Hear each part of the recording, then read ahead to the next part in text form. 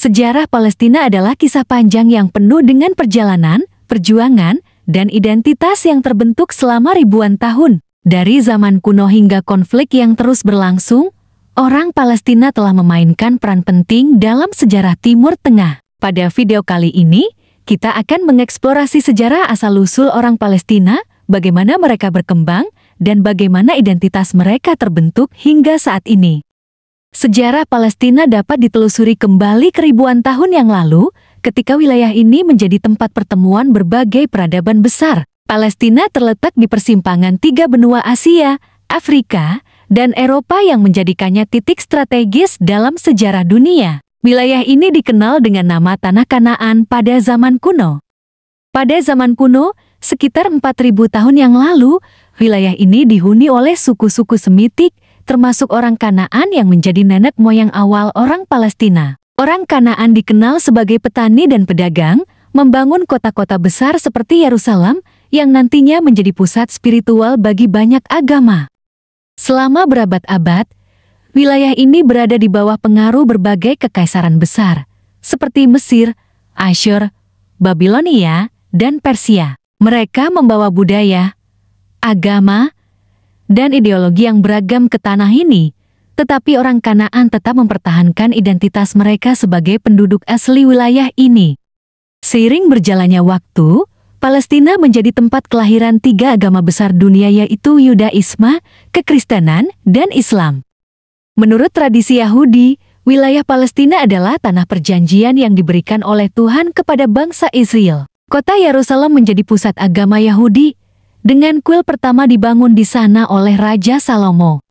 Setelah kehancuran kuil oleh Babilonia pada tahun 586 sebelum Masehi, Palestina berada di bawah berbagai kekuasaan asing. Namun, setelah kedatangan Kekaisaran Romawi pada abad pertama sebelum Masehi, Palestina menjadi bagian dari wilayah Romawi. Pada abad pertama Masehi, agama Kristen mulai berkembang, dengan kelahiran Yesus Kristus di Betlehem, sebuah kota yang terletak di Palestina. Kristen kemudian menyebar ke seluruh dunia, dan Palestina tetap menjadi tempat suci bagi umat Kristen hingga hari ini. Pada abad ke-7, Palestina jatuh ke tangan Kekaisaran Islam setelah penaklukan Arab. Sejak saat itu, Palestina menjadi bagian dari dunia Islam, dan Yerusalem menjadi salah satu kota suci bagi umat Islam. Nabi Muhammad dipercaya melakukan perjalanan malam ke surga dari Masjid Al-Aqsa di Yerusalem. Setelah penaklukan Arab, Palestina menjadi bagian dari Kekhalifahan Umayyah, Abbasiyah, dan akhirnya Kekaisaran Turki Utsmaniyah yang menguasai wilayah ini dari abad ke-16 hingga Perang Dunia I. Selama masa pemerintahan Turki Utsmaniyah, Palestina mengalami periode stabilitas relatif meskipun ada ketegangan dengan berbagai kelompok etnis dan agama. Warga Palestina pada masa ini terdiri dari orang Arab, baik Muslim maupun Kristen, serta sejumlah kecil komunitas Yahudi. Namun, meskipun sebagian besar Palestina tetap berada di bawah kontrol Utsmaniyah, wilayah ini mulai mengalami perubahan signifikan pada akhir abad ke-19 ketika gerakan Zionisme mulai berkembang di Eropa. Setelah Perang Dunia I, Kekaisaran Utsmaniyah runtuh, dan Palestina berada di bawah mandat Inggris. Pada saat itu, Inggris berjanji untuk mendirikan rumah nasional bagi orang Yahudi di Palestina melalui Deklarasi Balfour tahun ke-1917. Deklarasi ini menyebabkan ketegangan antara komunitas Yahudi yang mulai bermigrasi ke Palestina dan penduduk Arab Palestina yang telah lama mendiami wilayah ini. Ketegangan ini terus meningkat selama periode mandat Inggris yang berujung pada kerusuhan besar antara Arab dan Yahudi. Pada tahun 1947, PBB mengusulkan pembagian Palestina menjadi dua negara, satu untuk orang Yahudi dan satu untuk orang Arab. Rencana ini ditolak oleh negara-negara Arab dan orang Palestina yang merasa hak-hak mereka atas tanah mereka tidak dihormati. Pada tahun 1948, negara Israel secara resmi didirikan, yang segera disusul oleh serangan dari negara-negara Arab. Perang Arab-Israel pertama dimulai, yang mengakibatkan lebih dari 700.000 orang Palestina kehilangan rumah mereka dan menjadi pengungsi.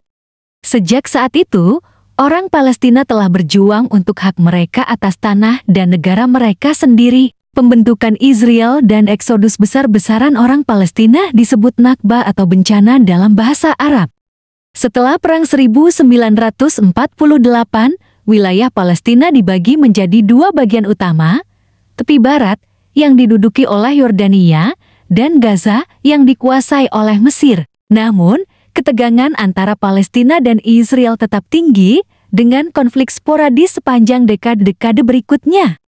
Pada tahun 1964, Organisasi Pembebasan Palestina PLO didirikan dengan tujuan utama untuk memperjuangkan kemerdekaan Palestina. PLO kemudian menjadi simbol perjuangan rakyat Palestina di seluruh dunia. Pada tahun 1987, Intifada pertama dimulai sebagai protes terhadap pendudukan Israel di tepi barat dan Gaza. Intifada ini menjadi simbol perlawanan rakyat Palestina terhadap kebijakan Israel.